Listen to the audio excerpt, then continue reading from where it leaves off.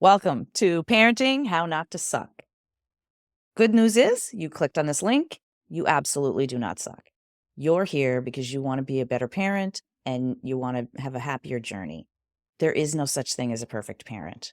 No matter how much education or degrees you have, there's no such thing as a perfect parent. So my name is Natalie McCabe, your host, former school teacher for 30 years, and now parent coach. I'm so happy to have today with me Miss Gila Reckess. Gila is a JAI certified parent coach and a certified clinic coach, in addition to being a clinical psychologist and neuropsychologist. And most importantly, she's a single mom, like myself. Dr. Gila specializes in single parenting with connection, not perfection. She's passionate about helping single parents build healthy relationships with their kids and themselves through workshops, individual coaching, and her group program, the Single Parentology Lab.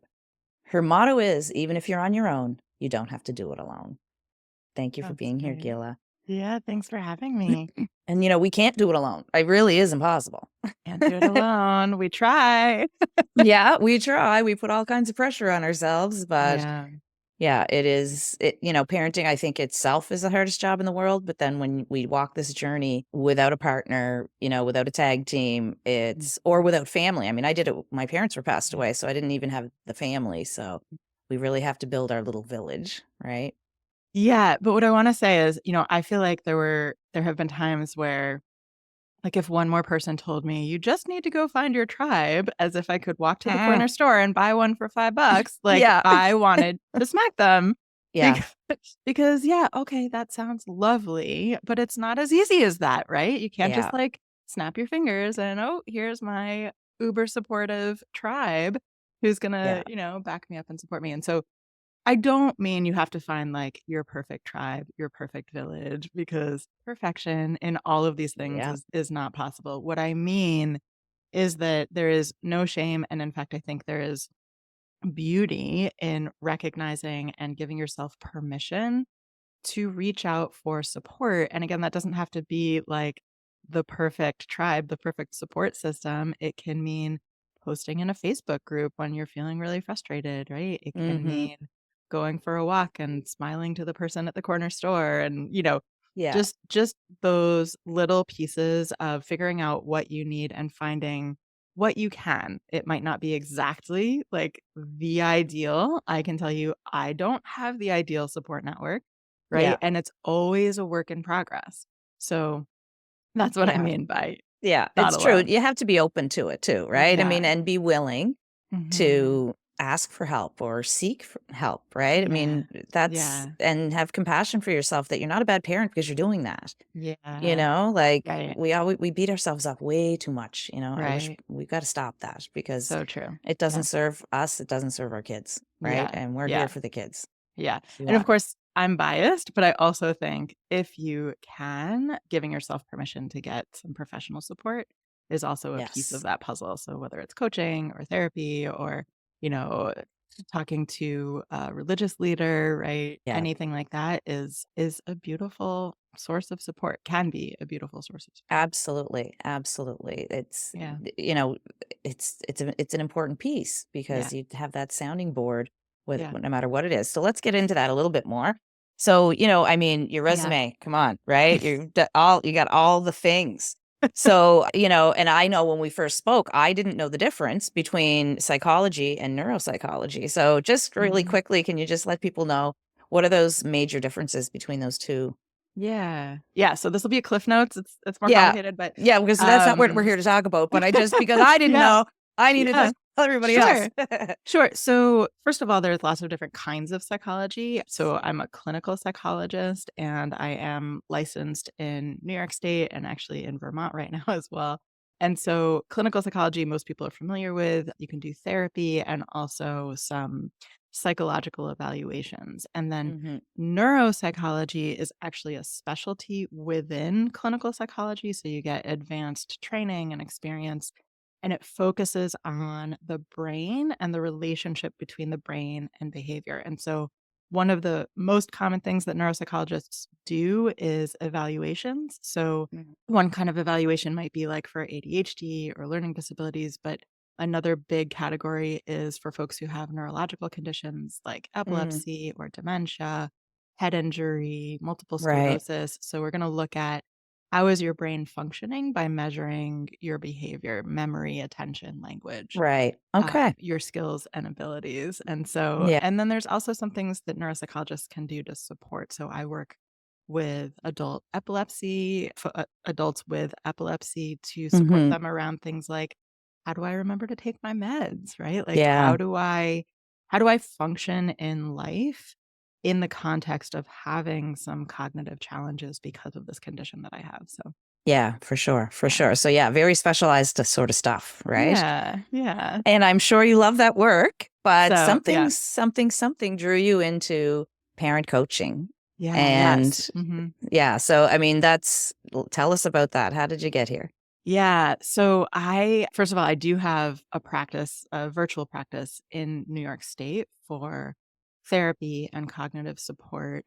And before COVID hit, I was working in an outpatient neuropsych clinic, but I was increasingly feeling passionate about supporting parents. And that Mm, came about through my own journey of parenting. I like to say that even with my fancy degrees and training and all that stuff, it's still been a huge challenge to mm, not only parent, but for me to parent to single parent a what some might call a strong-willed kiddo. yeah. And, it's been hard. And so I'm the kind of person that when something is on my plate that I'm not sure how to handle it, I take a deep dive. Yeah. My dad likes to say I make a PhD out of it. So I, took a deep dive into trying to figure out how to show up for the child in front of me, right? Like not That's just the right. child I thought I was going to have, but the one I was parenting in the context that I'm parenting in and how to do that in a way that can support him and also not leave me completely, going bonkers. So Yeah. I did a lot of work around that, and then in that process of working on my own journey, I really felt passionate about supporting other parents to do the same, and so I got a parent coaching certification, and I now have a separate business where I can see people anywhere in the world, not just New York State, Yeah. to support them in their parenting work, and I have been increasingly focused on supporting single parents. I don't exclusively work with single parents, but Mhm. I've been noticing, I feel like there are some unique challenges and unique blessings of single parenting. It's just Yes. a slightly different experience. And I feel like there isn't that much out there in terms of spaces that are really specifically for single parents. And so I really feel Mm. passionately about creating that. Yeah, I agree. I agree. There's very little out there for single parents. Yeah. And, there's the challenges are there's some of them that are completely different, right? And Yeah. that need to be supported. So what are some of the benefits that you see of coaching? Of coaching. So many Mhm. Of benefits. coaching benefits, like, to Yeah. give your clients. I mean, obviously, for us, as the coach, it's magical to watch the transformations that happen, right? But, Yeah. for people that aren't that familiar with parent coaching, what are some of the benefits that Yeah. it can bring? Yeah.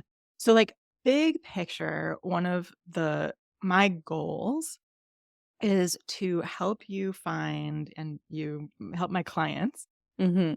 find your parenting voice. So, what I like to say is my job is not to pull you onto my parenting journey, it's to Absolutely. help you on your parenting journey. And excuse me, a big piece of that is to help you find the confidence Mm. in yourself as a parent, right? Yeah. And knowing that because of course, like I think one of the most challenging things in parenting is when you're feeling judged and watched, Mhm. right? So like whether it's a Yeah. family member or you're at the grocery store, I mean, all of us, like I am guilty of this too.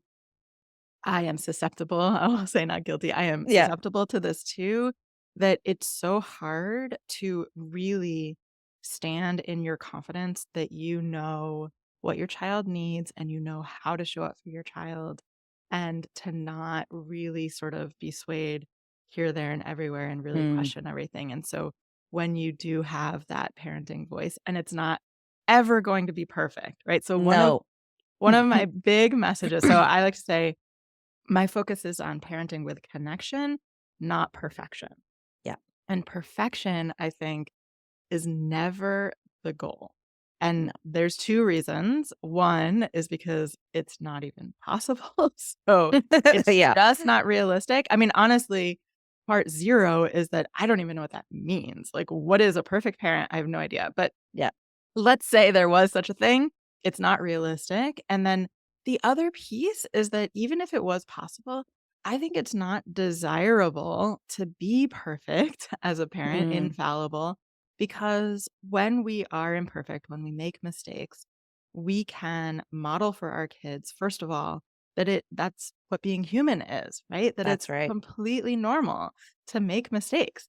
And not only is it normal, it's actually healthy and beautiful because then we can model what do you do after the mistake, right? How do Exactly. you repair and recover and reconnect?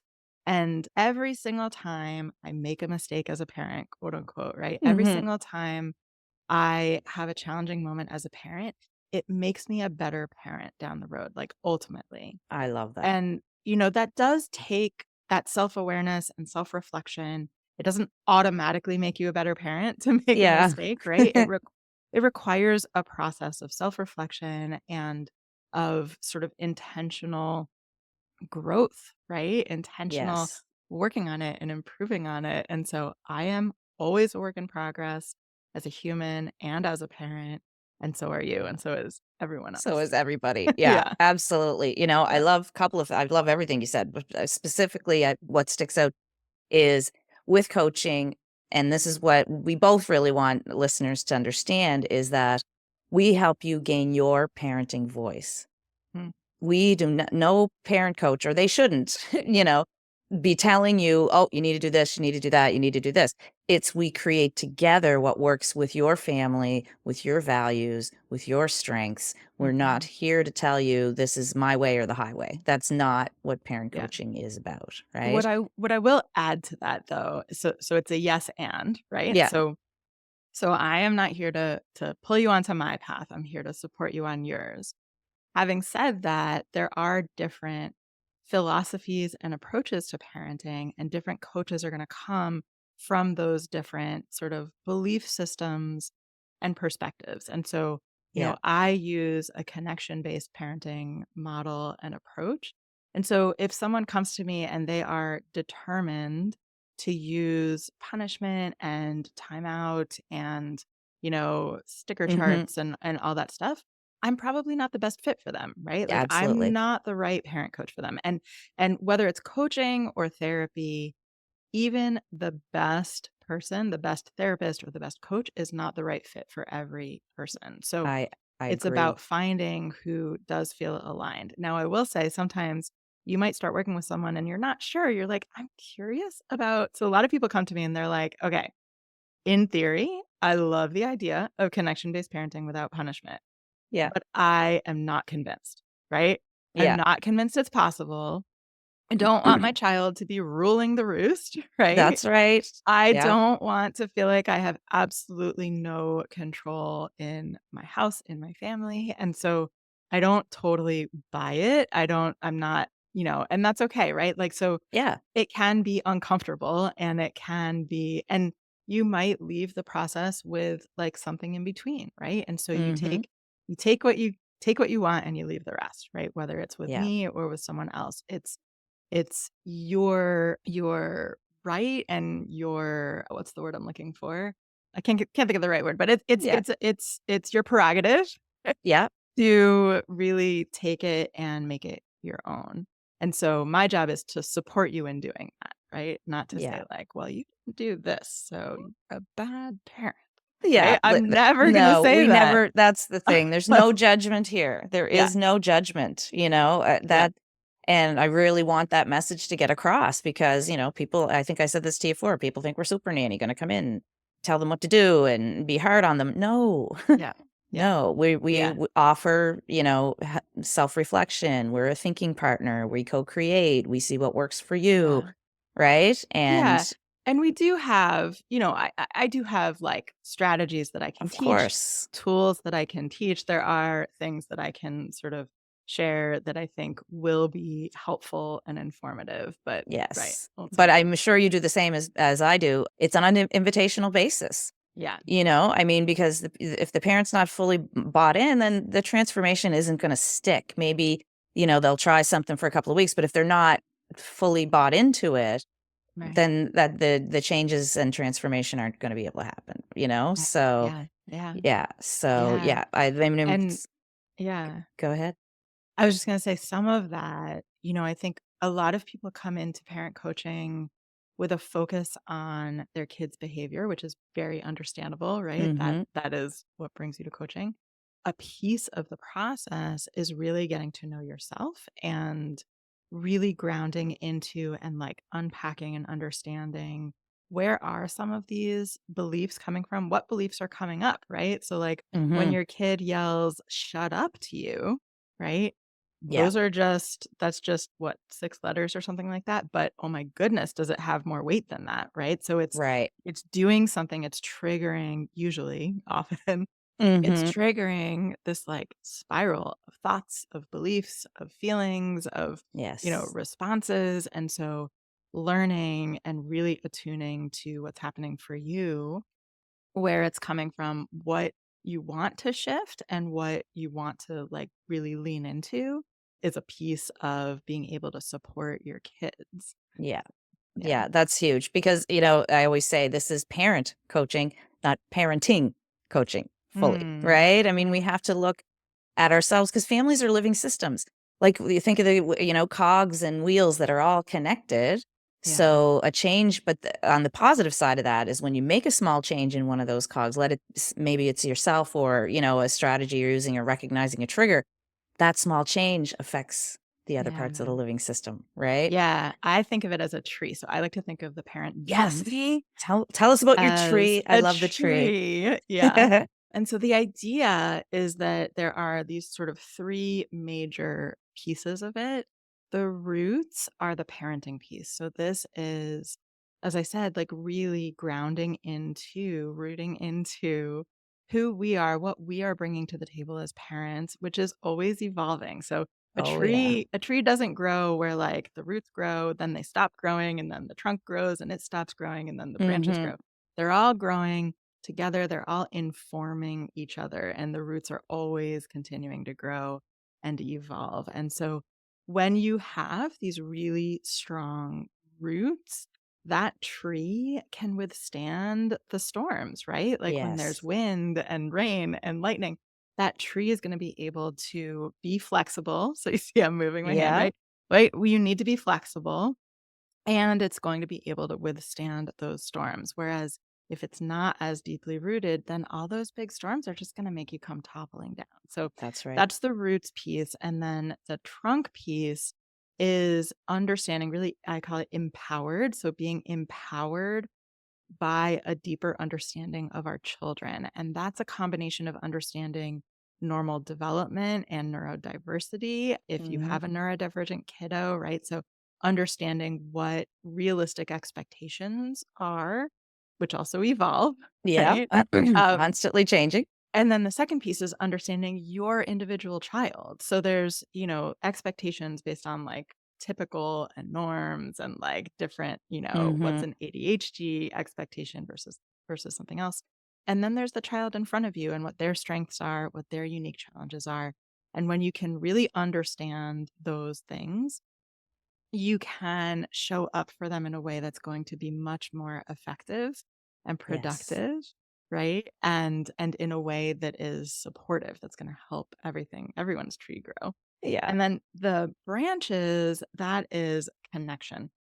So this is Mhm. so we have the parent, the child, and the relationship Yeah. between the parent and the child. And much like on a tree, there might be like individual leaves. So that would be like an individual like tool that you use that maybe it works for one season and then it falls off and it no longer works for another season. But the themes, the big branches are going to stay the same, right? And so Yeah. these are the things that we work on, like communication and play and these kinds of things. And again, each of the three pieces informs the other. So the more you understand your piece of it, the better you're going to be able to understand and have compassion for what's happening in front of you with your child. And the Mhm. more you understand what's happening with your child, the better you're going to be able to stay regulated and really stay rooted in your, your skills, to build those skills and recognize when you're getting lost in your triggers and in Mhm. your old patterns and your own narratives. So and of course, both of those things absolutely help you connect and build relationship with your child. And then the stronger and healthier your relationship is with your child, the more you're able to really sort of work on the personal piece and the child Mhm. piece. So all Yeah. interconnected. All Yeah. everything is A interconnected. living system. I love how you said that, right? Yeah, A I living system. it is because it's constantly changing too, right? And I love what you said about, understanding the child you have in front of you right now. I Yeah. mean, for those of us that have more than one child, guys, They're different. I have a son, I have a daughter, completely couldn't be more Uh-huh. different personalities. What Right. works for one doesn't work for the other for connection, for communication, because, like you Yeah. say, they're different. They have their own temperament. And we've really got to hone in on, who is this human being in front of Yeah. me that, we don't try to sit them into a box and have all these, well, my kid should. No, but this is your kid. Okay. Yeah. Yeah. So let's look at what is best for them where they are right now. Yeah. And that's such an important piece. But And again, like you said, it has to happen after the roots. Like you also have to have that, yeah. none of these pieces can be missing. Can you imagine a tree without a trunk, right? Can you Right. imagine Right. a tree without roots? Like, and then I loved how you said at the end, once you're familiar and kind of working through all these things that are constantly changing, let's say, okay, like, but then when the storms come, right? When Yeah. they And they come, will. and they will, They absolutely, will but come. you have pieces of that tree that you're familiar with, you're working with, and especially that connection piece, when the storms come, you're Yeah. able to weather them so much better, so much Yeah. better.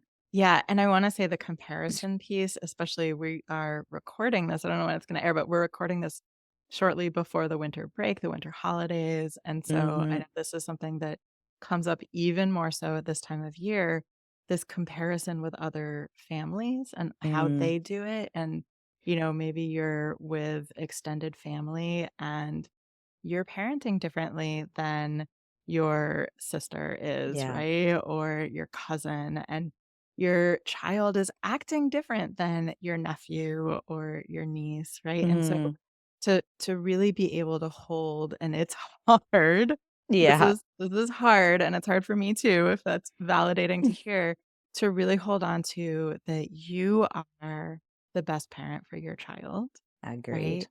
Mhm. You know your child best. You get to make those decisions, and Mhm. you are the one who's gonna have to suffer the consequences, That's right? So right, if you don't stick so to it.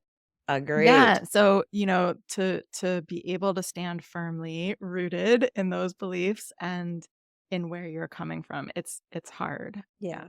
Yeah. It is. It is hard. But that's why we're here to validate that fact that it is hard, It's hard. for all of us. And, we're here to just help give some insights, so people start Yeah. thinking about your trees. Yeah.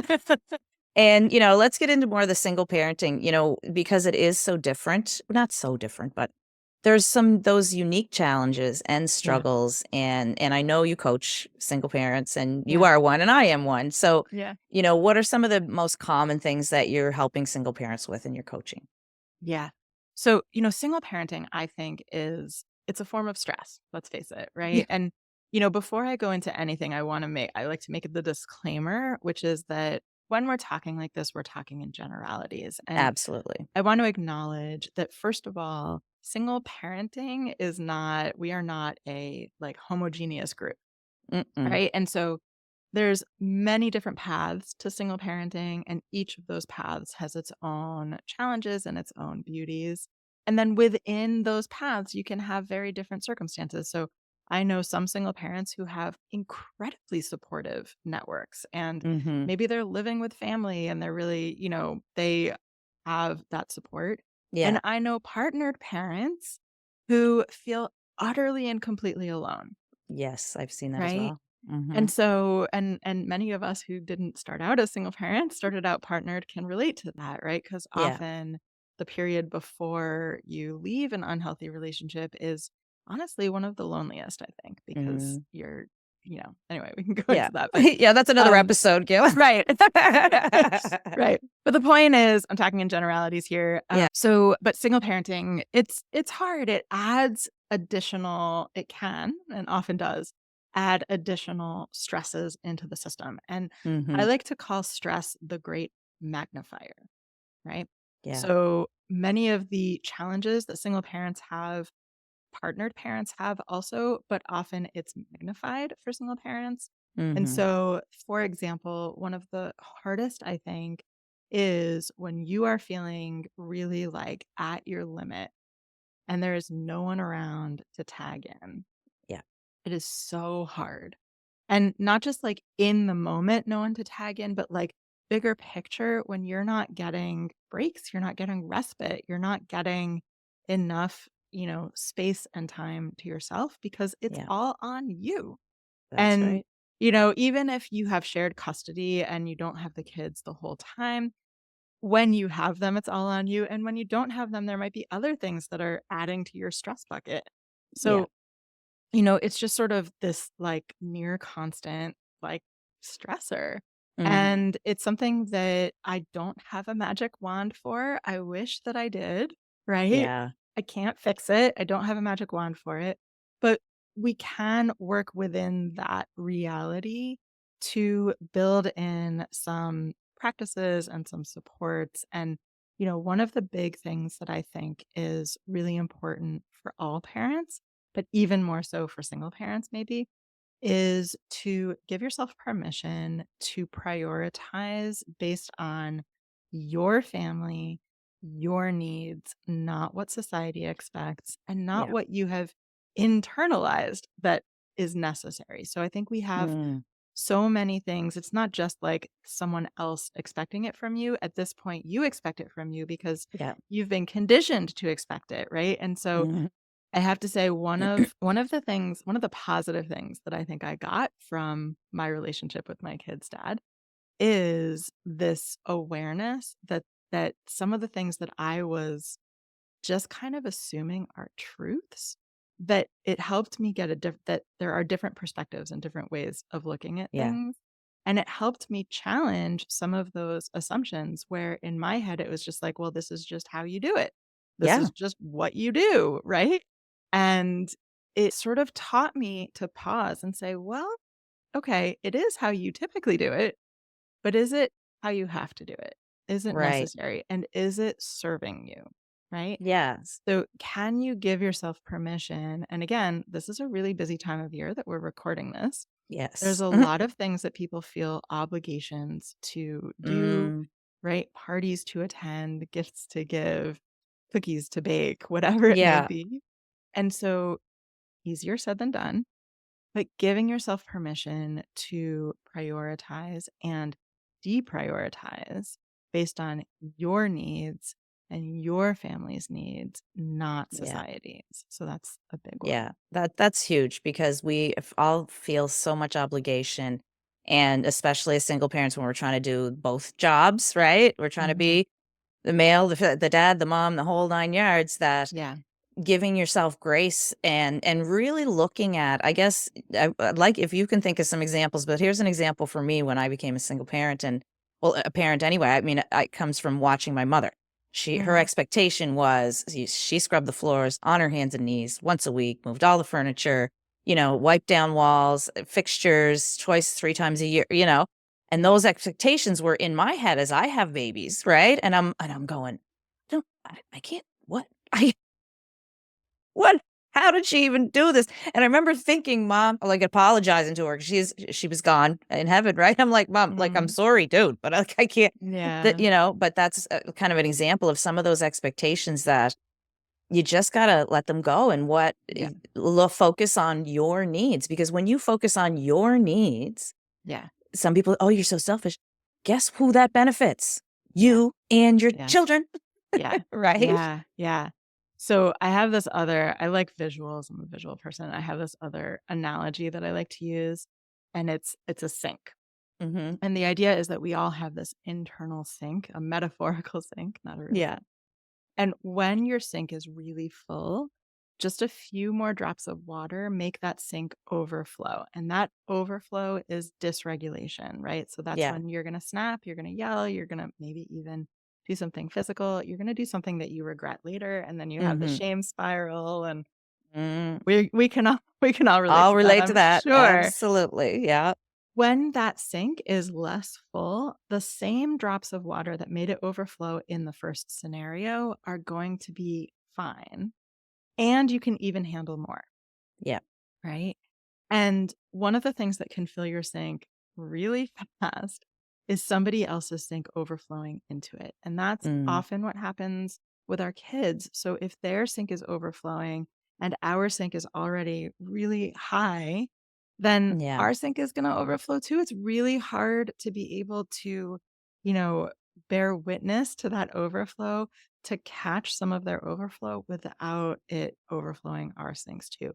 And so this is one of the reasons, one of the many, many reasons why self-care is so important, why taking care of our own sinks, as it were, is so Yeah. important. But I do feel like self-care has become like a bit of a four-letter word again. Oh, Like, I've said that in so many recordings. The people that are yeah, listening here know this because I yeah, think it comes up.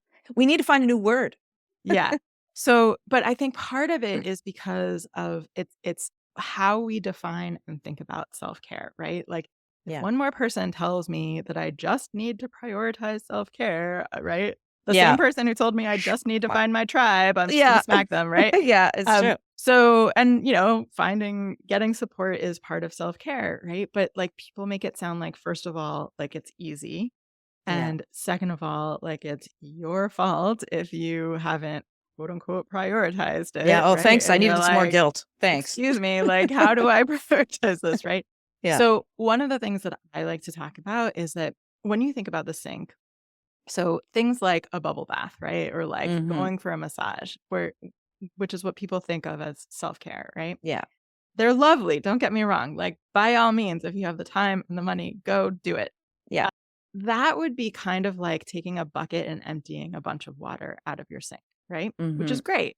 But it's not like the big picture, quote unquote, solution. Yeah. Really, what's more important, or at least as important, is to work on the drain at the bottom and the Mm. pipe. So we want to make sure that the drain is open and there's no clogs. And what that means is that we need like systems in place that on a moment to moment, day to day basis, we are making room in our sinks because water is always going to be coming in, Yeah.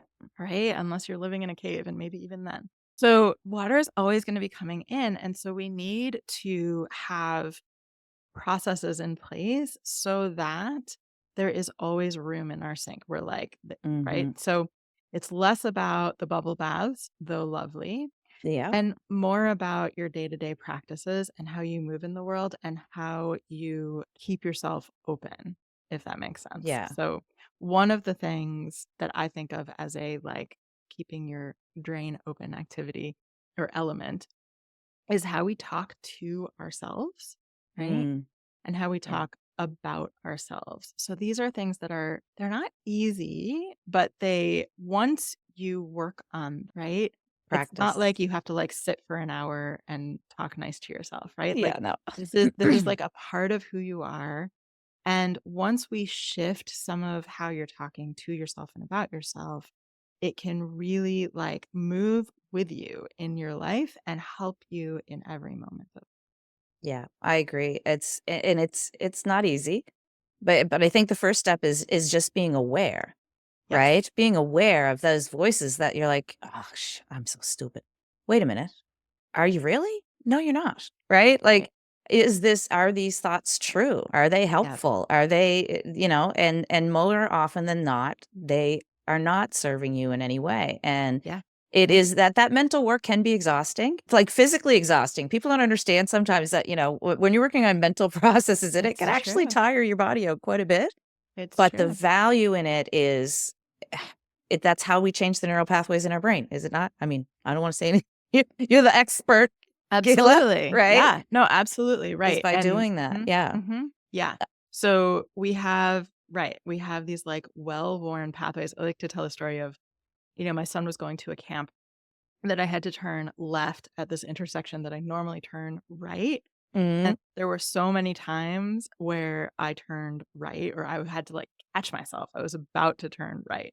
Yeah. And this is what happens in our brains, right? We have these like well-worn pathways. And when you're tired, like imagine me driving to camp, if I'm distracted, I'm thinking about something Yeah. else, or I didn't get a great night's sleep, it's going to be harder for me to remember to turn left instead of right because this is an easier way to go because it's like a more well-worn pathway. Yes. Once we work on it and, by the end of the summer, I didn't have as much trouble turning right or turning left. Anyway, Yeah. I'm getting myself confused, but I didn't have as much trouble because I had like rerouted that That pathway. pathway. Mhm. Yeah, and so the brain is similar and we have all these like deeply, deeply rooted pathways and narratives and language that we use. And so yeah, it's not quick and it's not easy and it is possible and it's not overnight. It's all not all or nothing, right? I like Yeah. to say little shifts make a big difference. And Absolutely. what our voice becomes our kids' internal voice. And Absolutely. so this goes back to the idea that working on our own stuff is absolutely well worth it in its own right. We deserve it in its own right. Mhm. And the icing on top is that it also helps our kids. So we are shifting these cycles of Yeah. those unhealthy narratives. So if you are constantly saying, so a lot of, it's not just talking about yourself in your head, but sometimes about yourself out loud, right? Yeah. Like, so if And the you kids are make a listening. mistake, they're listening. Yeah. If you make a mistake cooking dinner, you're like, oh my God, I'm such an idiot, right? Your kids Yeah. hear that. And that Absolutely. becomes their internal voice. And so I don't want anyone who's listening to be like, "Oh crap, that's totally what I say. I messed Yeah. up my kids." Yeah, no. We all do it. We all We do it, right? definitely all do it. And here's the beauty is that if you catch yourself, so this is going back to the beginning, perfection isn't the goal. If you catch yourself, right? "Oh, I'm such an idiot." And you say, "Ooh, not an idiot. Wow. I just called myself an idiot." And name calling is not okay. I'm Yeah. not an idiot. You know what? I made a mistake, and mistakes are how we learn. So Yeah. there's your opportunity to build new pathways for yourself and for your kids. Yes, absolutely. And role model how to deal with those situations Yeah. for mistakes and challenges that come up because we want our children to be resilient. It's not like as much as like when mine were little, I wanted to stuff them in the bubble wrap bud and just like nothing is ever going to affect you. You are because they come into the world so perfect, right? But that's Yeah. so unrealistic. We can't do that. Our best, Yeah.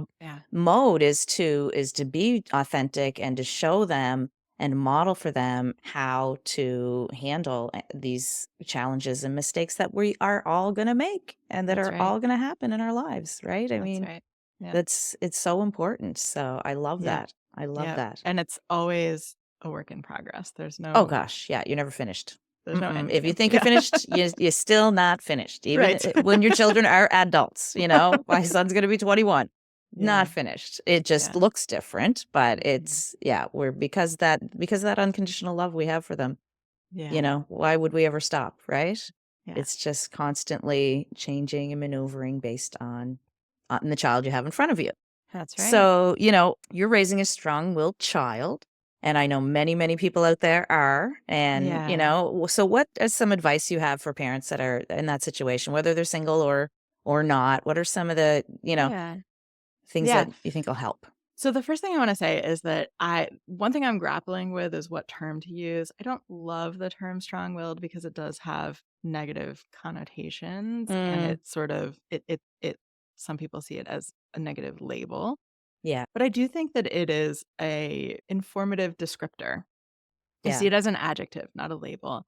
And I think the biggest thing that I have like the biggest shift for me or at least like one of the biggest lessons for me has been to see and to understand that strong-willed tendencies are a superpower. Yeah.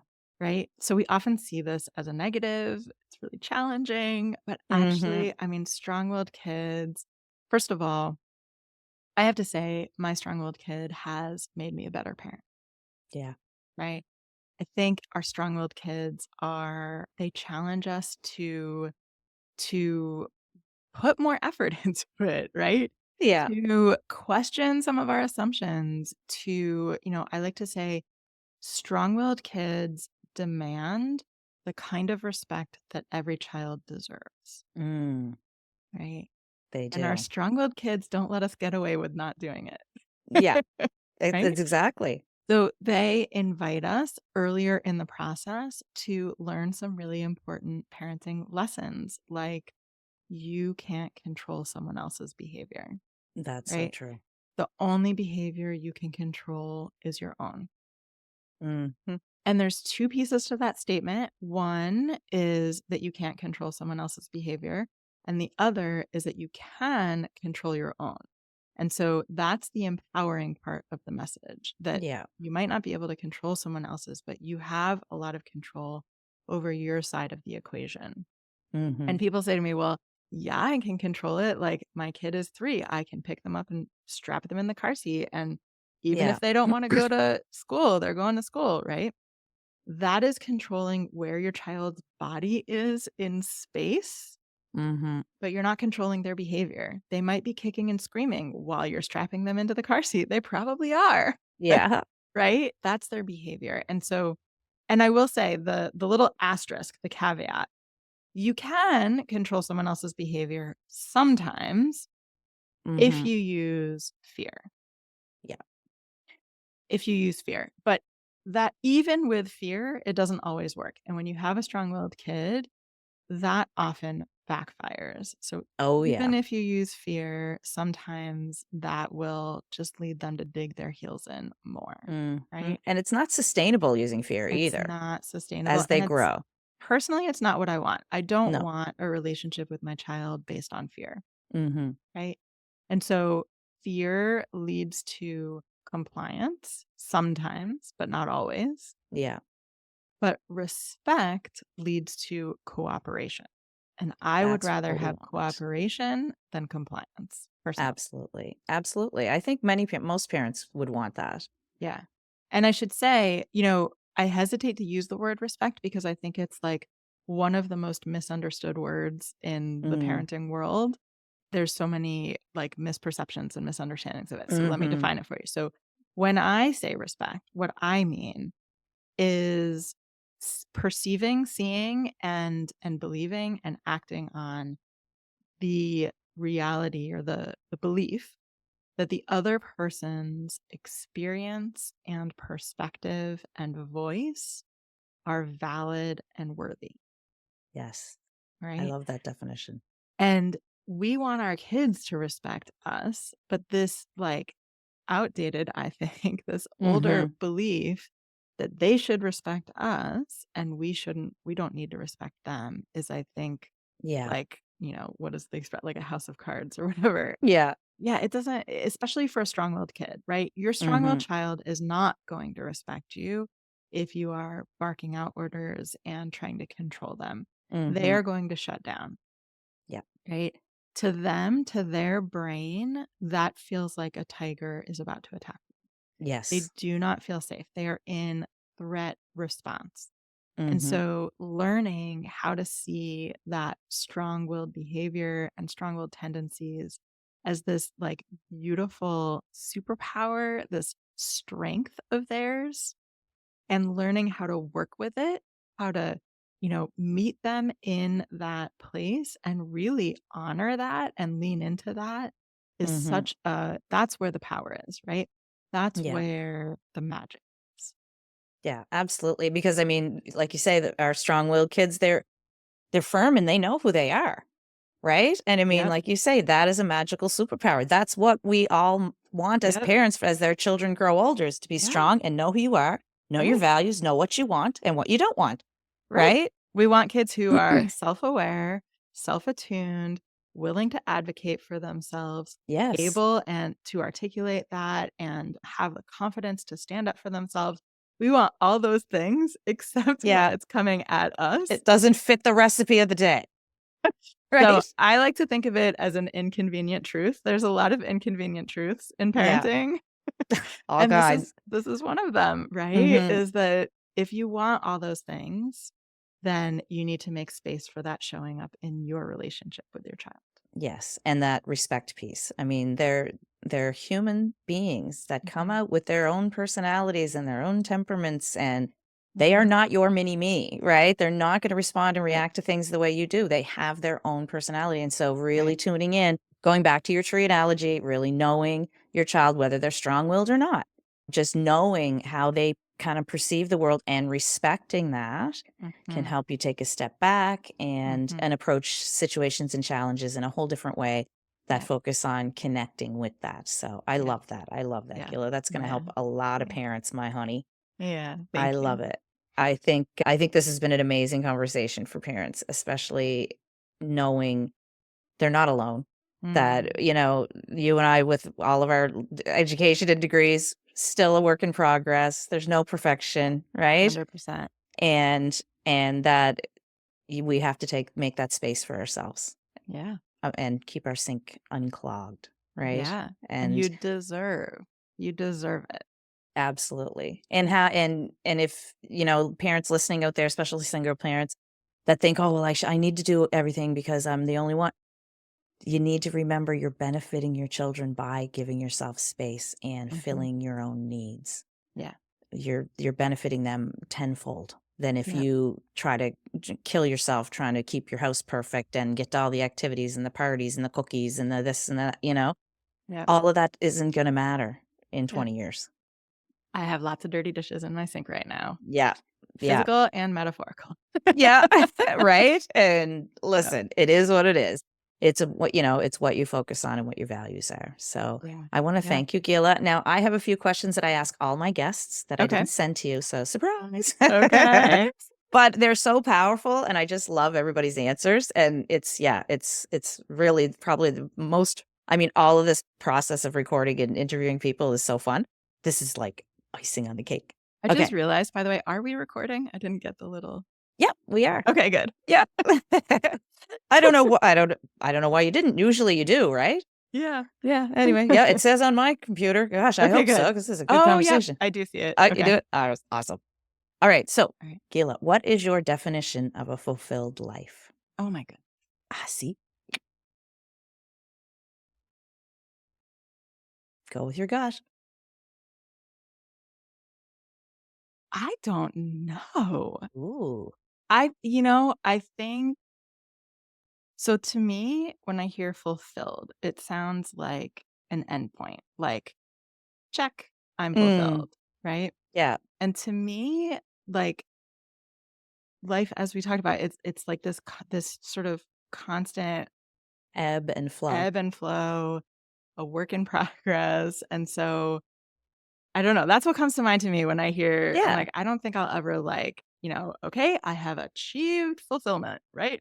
Check. yeah, So that's one thing that comes to mind. But, I think that fulfilled for me, some of the ingredients that go into it, it has to do with relationship, right? Like that's a mhm, huge piece of it, of having fulfilling relationships in my life that I feel I am contributing to and that I am also, receiving from, yeah, and like authentic connection, mhm, right?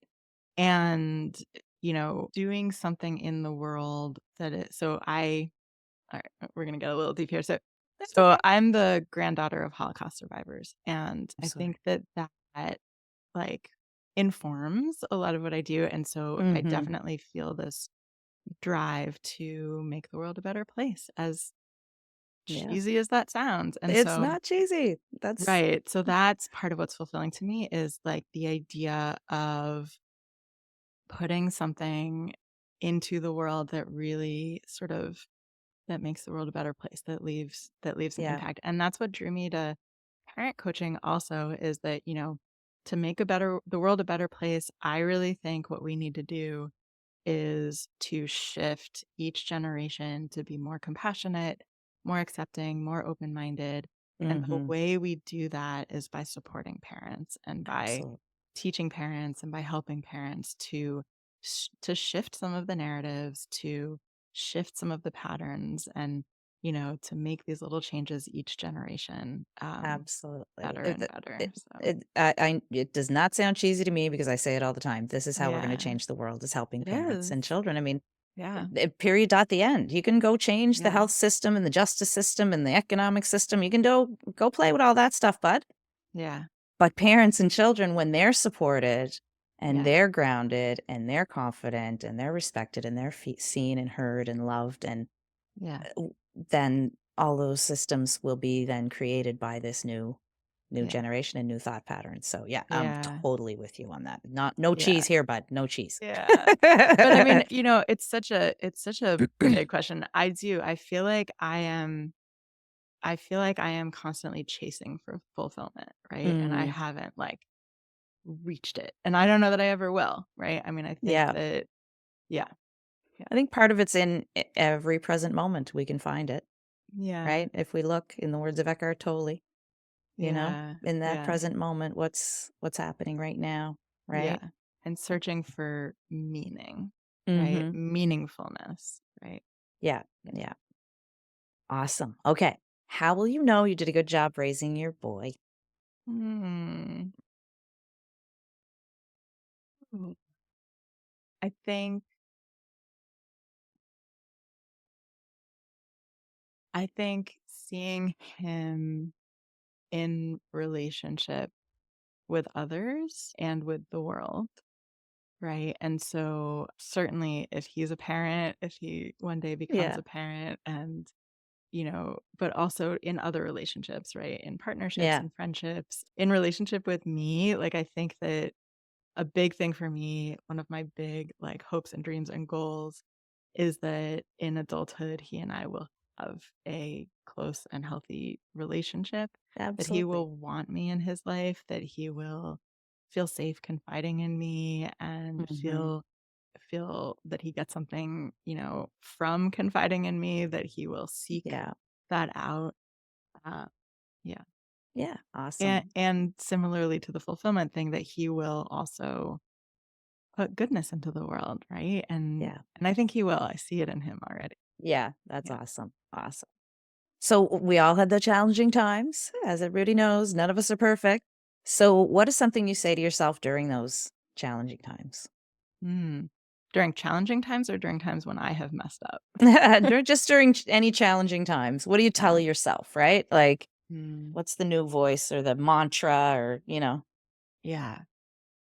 So one of my messages to parents is that I think that we need to give ourselves permission to feel the tough stuff, right? Mm, And we had talked about like, the single parent experience. One piece of the single parent experience, I think, often is grief, and it comes in waves, right? So mm. these little, like, I call them zingers, because most people didn't daydream about being a single parent when they were Yeah, younger. no.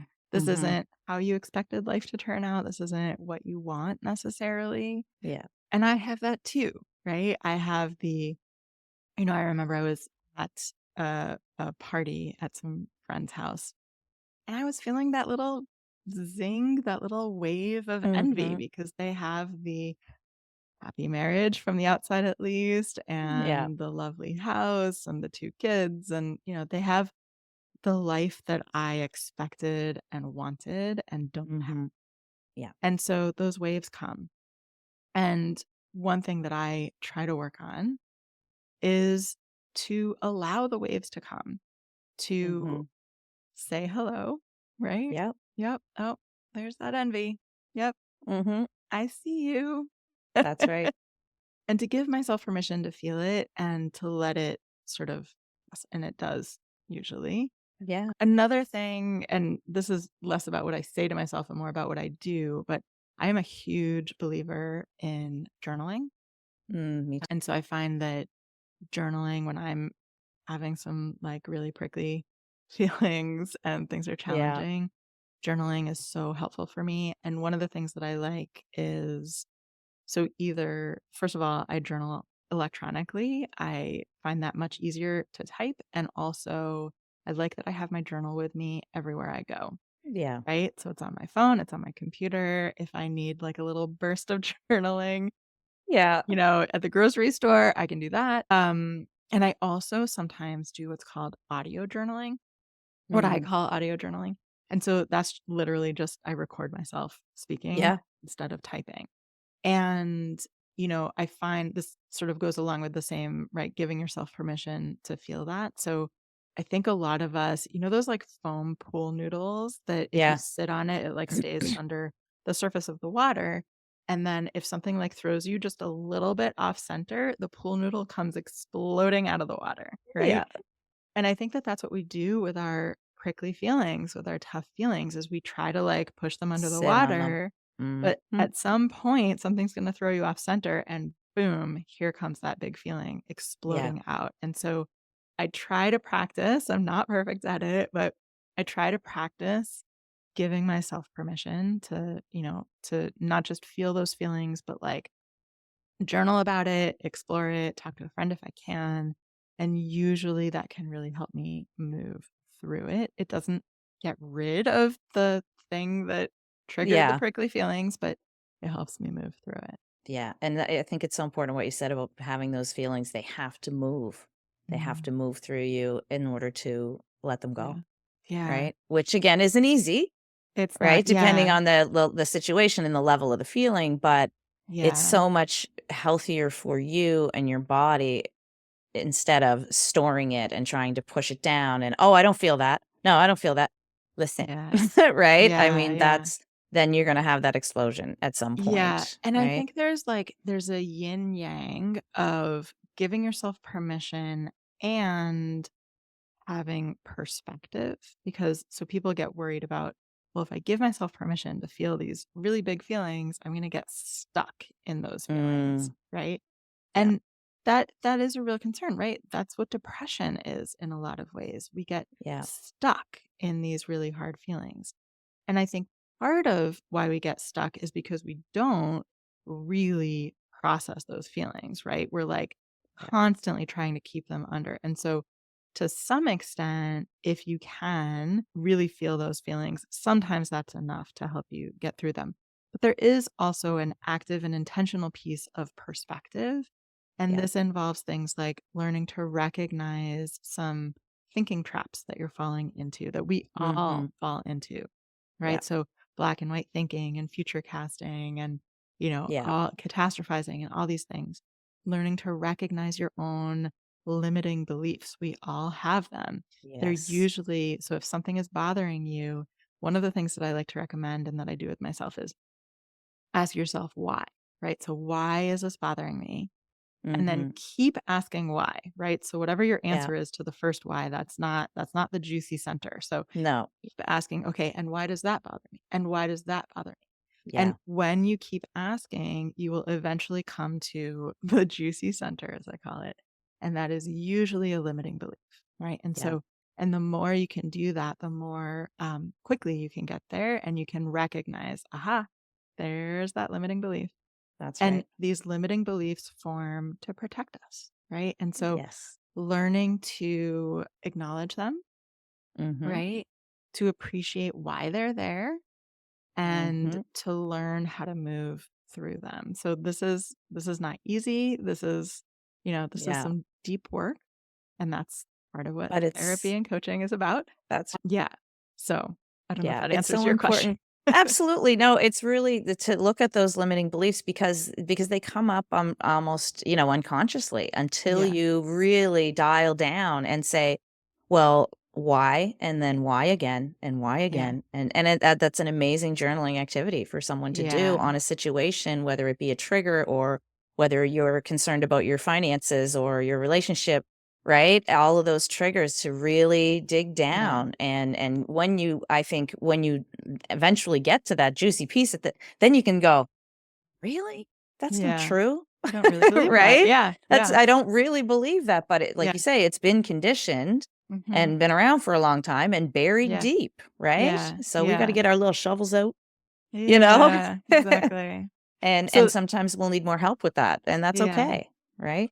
So that was like my deeper answer to your question, but I realized your initial question of like when there's something tough, I also want to answer on the parenting side. When Yeah. there's a tough parenting situation, my favorite thing to say to myself or to say out loud is either he, so I have a son, Mhm. right? He is having a hard time, Yeah. or I am having a hard time, or we are having a hard time, or sometimes it's helpful to talk to yourself in you instead of I. Some people find Mhm. that to be easier and also more effective. So you Yeah. are having a hard time. And but the concept being that we are having a hard time. And that truth really regrounds me Yeah. in that compassionate lens perspective that, my child is not being obnoxious or defiant. He's having a hard time, Yeah. right? He's not giving you a hard time. I am It's not failing as a parent. I am having a hard time. We yeah. are all doing the best we can. And right now, we are having a hard time. And so Yeah. that's one of my favorite phrases that I come to over and over. Yeah. And, and telling yourself that that's okay because we didn't come here to live in with unicorns and rainbows Yeah. Right. 24/7, right? We're Right. all going to have a hard time at some Right. point. So, Right. reminding ourselves of the truth of that it's okay. It's okay. And also, another one of my favorites, it makes sense, Yeah. right? It Mhm. makes sense. He's having a hard time, and that makes sense, right? Yeah. I'm having a hard time, and that makes sense, right? Yeah. This is hard. Yeah. Absolutely. I love that. That's going to help so many Yeah. people.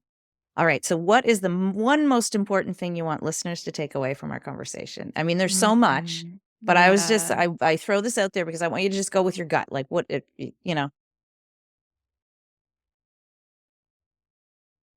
I feel like there's 3 that are coming to mind. I'm gonna Okay. say 3. Yeah, of course. Of course. This is a chat on. So you are the parent your child needs. I love that one. You are not alone, Love that one too. and you deserve support. Yes. Yes. All so very true and so helpful to people. Mm. And lastly, Miss Gila, where can people find you? So for my coaching work, I am at drgilaparenting.com. On Instagram and Facebook, I'm also Dr. Gila Parenting. I don't hang out on social media that much for my own mental I know. health. So the best bet, go to drgilaparenting.com. I have several free resources on there. And when you sign up for any of those, you not only get the resource, but you get added to my email list. And that's really your best bet. That's where I send weekly emails and we'll let you know about all the fun stuff going on. I have a summit in February. I don't know when this is airing, but I have a summit in Yeah. February for single parents that you'll be hearing lots about if you get on my list. So Awesome. Awesome. And we'll put all the links in the description. So thank you so much, honey. It was great having a chat with you today. it was so great chatting. Thank you. And thank you for doing this project. I'm really excited. I think this is going I'm to be such a gift to so many parents. I'm so excited. I can't even stand it. And all of you, thank you all for listening. We'll see you soon.